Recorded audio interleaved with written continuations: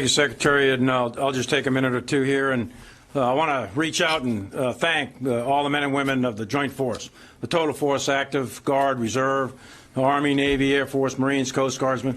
As the Secretary just mentioned, about well over 60,000 are on the streets of America. Many thousands of more are supporting them in this moment of national crisis dealing with COVID.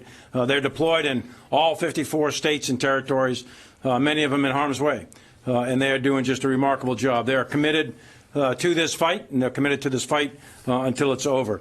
As Secretary mentioned, he talked to Mayor de Blasio. I had an opportunity to talk to him as well.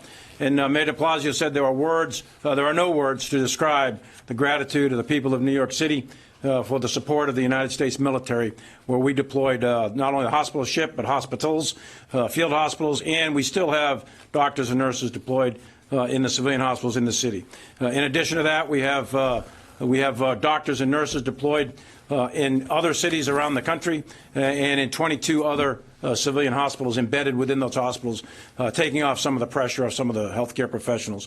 As the situation changes in the locales around the nation, we've tailored our response to meet the needs of the various communities as directed by FEMA. And as you know, we are in support. We are the supporting agency. At the same time, we stand ready, always ready, to meet any threat on land, sea, air, space, or cyberspace anywhere in the world.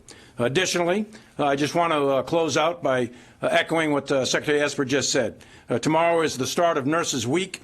This pandemic has made it abundantly clear that nurses have always been and always will be on the front lines of keeping our American communities and our American people safe. And I want to thank each and every one of them, to include my wife, who's an active nurse, for the sacrifices they endure every single day. And lastly, we start this month with Military Appreciation Spouse Month, and this Friday is Military Spouse Appreciation Day. So to the over 1 million military spouses that are out there supporting their soldier, sailor, airman, or Marine, or Coast Guardsman that's in uniform, the Secretary and I just want to say thank you to all that you do in support of our country.